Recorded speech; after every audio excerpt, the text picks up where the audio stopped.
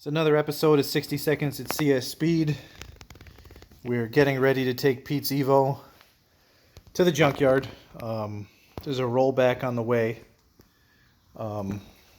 We pretty much screwed the whole thing up by cutting the entire floor out. That's the trans tunnel. We didn't cut that out. The chassis twisted while it was in the air and it fell off the car. Just kidding.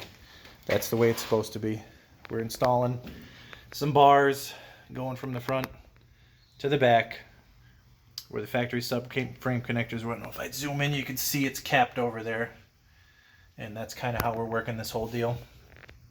So that's out. Plans are to put a new floor in.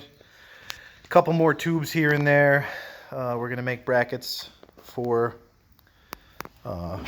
drive shaft and everything like that. So see what you see. That's 60 Seconds at CS Speed for the day.